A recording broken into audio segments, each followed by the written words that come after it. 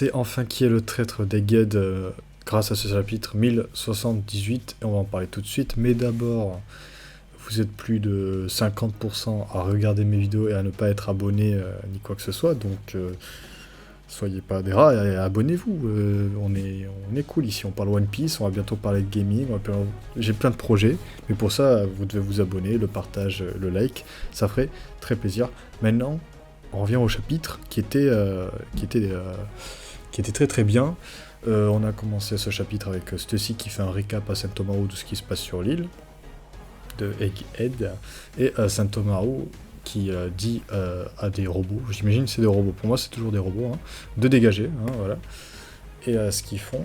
Et apparemment la marine prend plus au sérieux Egghead, ce qui est normal par rapport à Ohara.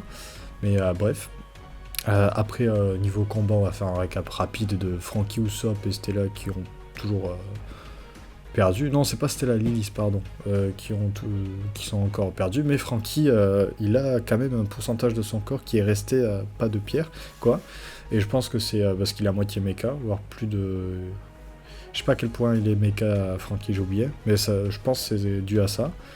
Et Bo Hancock petite, qui était plus efficace que la grande Bo Hancock, hein, qui a détruit Pythagoras. Hein. Enfin, comment on nous montre, on nous fait comprendre qu'elle a joué. Donc Pythagoras c'est ciao, à mon avis.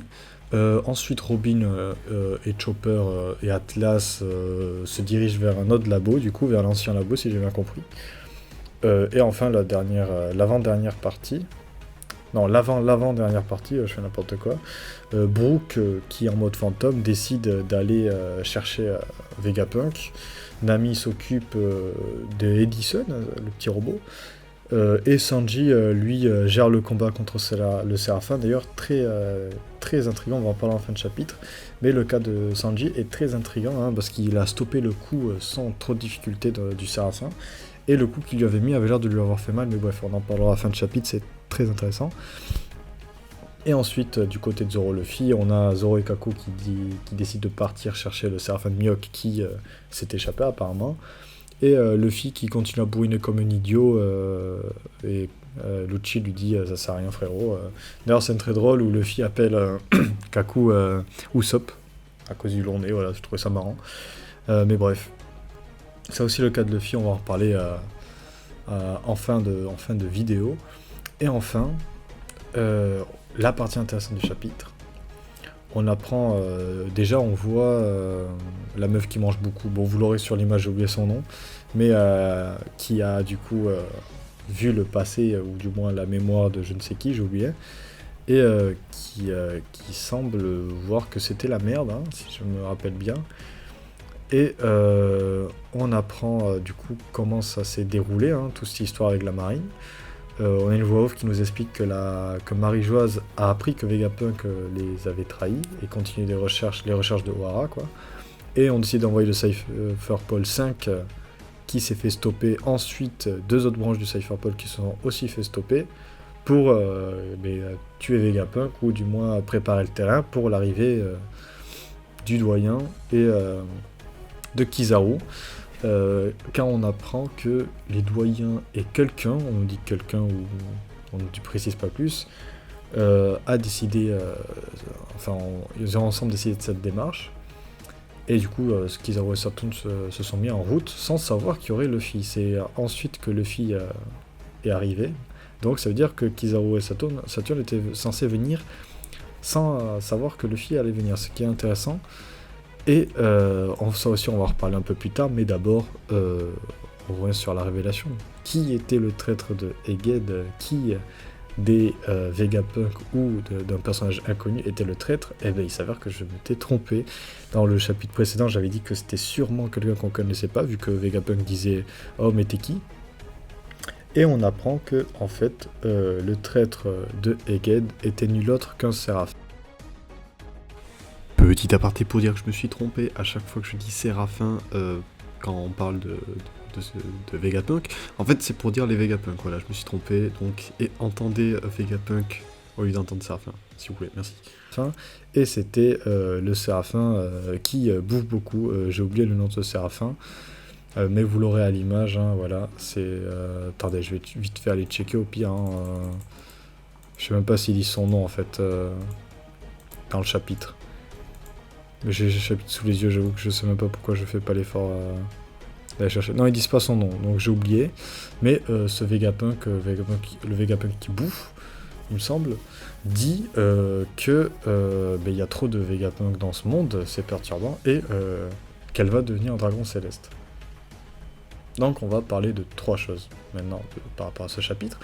En commençant du coup par le cas de devenir un dragon céleste. Ça va être rapide, à mon avis. Le gouvernement lui a dit écoute, celui qui nous donne Vegapunk, on lui laisse une place de dragon céleste.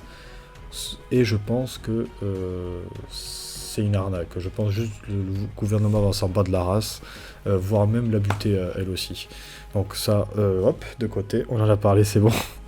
Maintenant, les 2 sujets très utiles. Qu'est-ce qui va arriver à Luffy? Parce que la voix off qui explique ce qu'a fait la marine, j'ai oublié de le dire, mais a dit à la fin que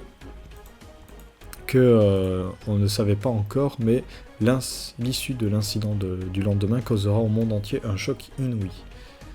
Donc, il y aura un incident. Et la dernière fois qu'on nous a prévenu qu'il y aurait un incident grave, c'était à Dressrosa, quand on a dit que la flotte de Luffy allait foutre le boxon, comme on dit. Donc, voilà. Différentes hypothèses. Moi, j'ai envie de croire que Luffy va se faire capturer, parce que ça fait plusieurs planches qu'on nous montre que Luffy n'arrive pas à utiliser le Gear 5, ou enfin du moins ne l'utilise pas, et a l'air épuisé. Soit ça, soit du coup la mort de Vegapunk, hein, tout simplement, mais, ou les deux, hein. Mais Vegapunk déjà je pense vraiment qu'il va mourir. Et donc voilà, soit le capture de Luffy, soit la mort de Vegapunk, ou même la mort d'un doyen, mais je pense pas ça. Franchement, ça serait complètement... ça serait bizarre. Mais à mon avis, voilà, c'est soit vers la capture de Luffy ou d'un autre membre de l'équipage, soit celui de Vegapunk, qui sera l'incident, le fameux incident. Sinon je vois pas trop d'hypothèses là actuellement. Peut-être qu'on pourrait faire une vidéo dédiée à ça si jamais d'autres hypothèses me viennent, mais pour l'instant rien d'autre. Et enfin, un cas plus léger, le cas de Sanji. Pourquoi Sanji arrive à encaisser facilement le coup sans même bouger, hein, parce qu'il fait la 22, c'est ça le pouvoir de l'amour, mais bon, j'y crois moyen. Pourquoi il arrive à encaisser un coup d'un séraphin, et pourquoi il a l'air de pouvoir blesser les séraphins alors qu'ils ont la flamme et qu'ils donnent des coups de pied. Enfin, il a l'air très serein. J'ai ma petite théorie. Ça fait plusieurs chapitres qu'en couverture on met en avant Vegapunk, le père de Sanji. On a eu Queen un peu, mais il est vite parti, et César. On apprend qu'ils se disputaient pas mal et tout, et que Vegapunk avait eu le prix Nobel de la paix pour avoir inventé des fleurs qui poussent sur la poudre à canon. Et dans cette couverture, on voit que César et le père de Sanji sont en retrait. Et là, la couverture de ce chapitre, ou du chapitre précédent, l'un des deux, je me rappelle plus, nous montre que César et le père de Sanji comprennent que c'était Vegapunk le souci, maintenant qu'il est plus là, ils ont l'air de mieux s'entendre.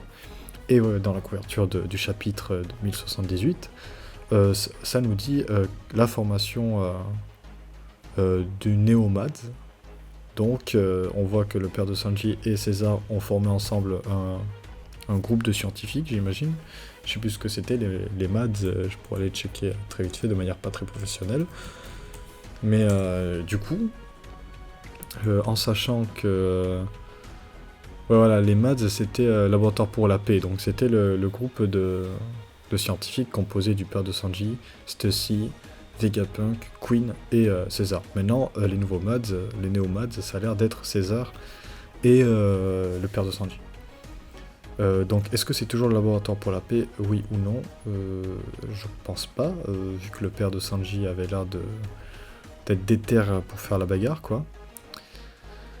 Ça, et surtout, est-ce que on sait que le père de Sanji a modifié ses enfants, j'ai oublié le système qu'il a fait, mais on sait qu'il a modifié ses enfants, et est-ce que ça serait pas un coup de...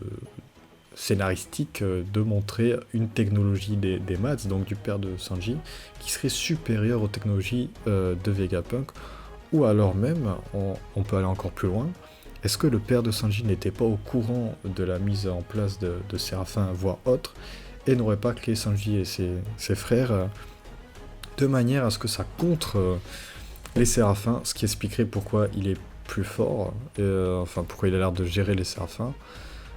C'est mes hypothèses. C'est très vague encore, mais ça irait vers le père de Sanji aurait fabriqué un truc contre les Séraphins, ou alors un truc en mode on met un coup en mode le père de Sanji aura été pour une fois plus malin que Vegapunk. Enfin bref, conneries comme ça, je pense.